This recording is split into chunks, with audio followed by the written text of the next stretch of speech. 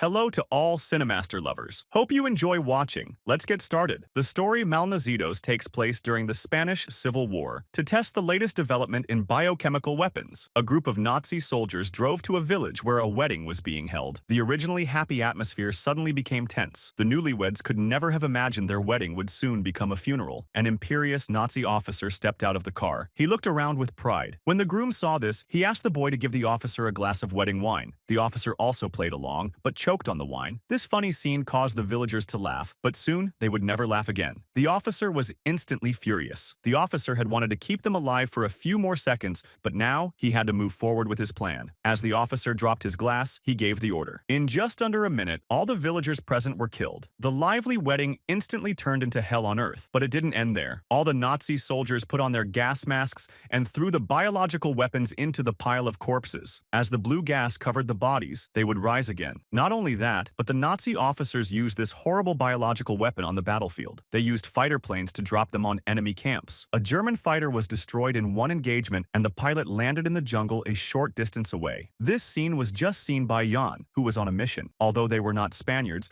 they were still on the same side, so Jan was ready to suspend the messenger mission and go to the crash site to rescue the pilot. Soon, he arrived at the crash site with his driver D. Cruz. In the wreckage of the fighter, Jan found some strange blue powder, but he did not care. Right now, saving people was the most important thing. They saw the pilot hanging from a tree not far from the crash site. His legs were blown off and he had no vital signs. At that moment, a small group with weapons suddenly appeared behind them. They were guerrillas from the opposing camp. Seeing that there were many people on the other side, they could only obediently surrender. The guerrilla leader asked them what they were doing here, but John tried to resist. But the next moment, he was subdued by Matakiris from the group. Matakiris wanted to kill him with a knife, but the captain stopped her because he wanted to know what the Nazis had sent them here for. They must have some important information on them. But after a search, only a letter was found in Jan's pocket. It was just a letter with some insignificant content. Faced with the captain's questioning, Jan was also confused, saying he was just a messenger and had no knowledge of the contents. The captain had no choice but to take them back to the camp before making plans. But just as they were about to leave, the war correspondent wanted to take a picture of the dead pilot. But the dead pilot came back to life. Before the reporter could react, he was pounced on the ground by the pilot and frantically bitten. The screams attracted the attention of the team. The brave Brodsky immediately grabbed the pilot and threw him out. At the same time, his hands were covered with a strange blue powder. But the next second, the pilot without legs crawled over again. Brodsky shot at the pilot, but he felt no pain. The hail of bullets also failed to stop his attack until the captain shot him in the head. Only then did the pilot stop attacking. He had been infected with the biochemical virus and turned into a bloodthirsty zombie. But the crowd did not know what was happening. Just when they were confused, the bitten journalist also underwent a mutation. As he lunged with his teeth bared, Brodsky grabbed him and snapped the zombie's neck. But this did not kill the zombie. The only way was to attack the head. At that moment, countless German fighter planes crossed the sky. The partisans sensed something was wrong and immediately got up and returned to the camp. But when they arrived, they found the camp was already in shambles. All the teammates in the camp were wiped out, which was obviously the work of the enemy aircraft just now. The blue powder was also found at the site. Matakiris wanted to check on his teammates, but he didn't expect them to open their eyes suddenly, like the pilots and journalists in the jungle. The dead teammates also mutated into zombies, but it wasn't over yet. Other teammates whom the bombing had killed got up one after another. They panicked. One team member saw his father among the zombies. He walked over without hesitation, despite Jan's obstruction. The result was predictable. Seeing this horrible scene, the others also realized that these people were no longer the same as their former comrades, so they turned their guns on them.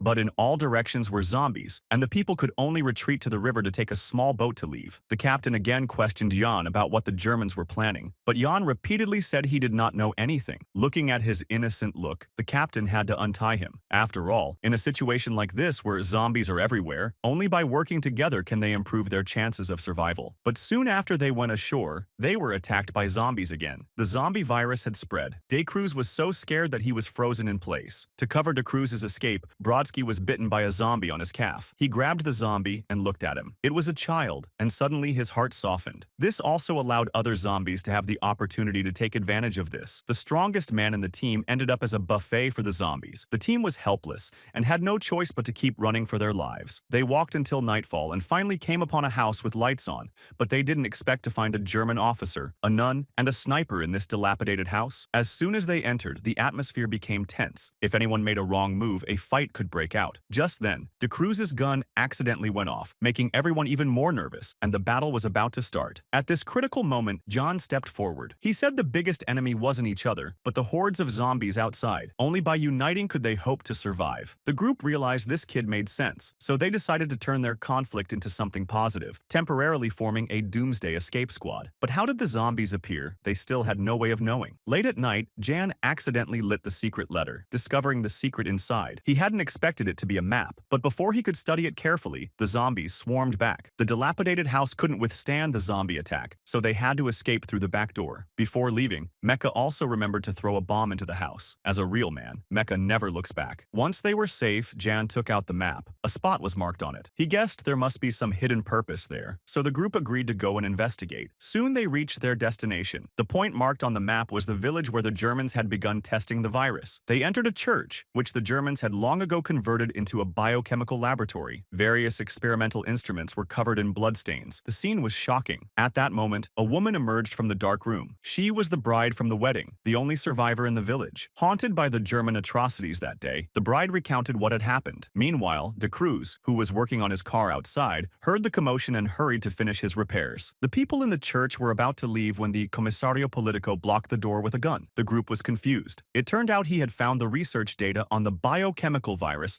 and wanted to eliminate everyone except the guerrillas and take the information for himself. With this biochemical weapon, the guerrillas could win the war, but the captain disagreed. He knew the horror of the virus and aimed his gun at the Comisario Politico. Just then, De Cruz burst in, only to be taken hostage by the Comisario Politico. As he pushed De Cruz aside and prepared to leave alone, a horde of zombies suddenly pounced on him. The Comisario Politico was torn apart on the spot. The front door was filled with zombies, so the others had to escape through an underground passage. But on the way out, the bride suddenly mutated and attacked the German officer. The officer stomped her to the ground, and Matakiris took the opportunity to kill her with a shot. Then they opened a metal door and finally escaped outside. But the nun at the end of the line locked herself in. The captain, not knowing why, went to ask her and realized she had been bitten. To avoid endangering the others, the nun chose to buy time for them to escape. John then spotted a truck not far away through his binoculars and called De Cruz to check it out. Since the Nazis developed the biochemical virus, they must have an antidote and might be able to stop everything. It took a little while, but De Cruz brought the truck over. Without delay, they rushed toward the barracks, not noticing that De Cruz's arm was dripping blood. The next day, they arrived safely at the barracks, but the general only allowed Jan to enter. Jan didn't want to abandon the others. The general warned Jan that the biochemical virus experiment was complete, and they would soon clean up the entire test area. The whole valley would be razed in a few hours. But Jan was unmoved and turned to leave. After all, Jan was his nephew, and the general told the Nazi officer that the bombing had to be delayed. But the general was just a pawn, and the Nazi officer killed him outright. When the others learned of the bombing, they didn't intend to sit idly by. They were ready to blow up the barracks and go straight in. But who would carry out this difficult task? As everyone hesitated, De Cruz stepped forward and showed his bitten arm to the group. Instead of becoming a zombie, he'd rather die a real man. Everyone knew the consequences of being bitten and had to respect De Cruz's choice. As soon as he rushed to the barracks, the sentry knocked him down at the gate. They thought the mission had failed, but De Cruz became a zombie the next second and stood up again. He didn't forget his mission and continued toward the barracks under heavy gunfire. With cover from the sniper, De Cruz managed to reach the barracks entrance. Just as the mission was about to be completed, he was shot in the head by the other side. But at the last moment, De Cruz detonated the grenade in his hand. With an explosion, a gap was blown open in the gate,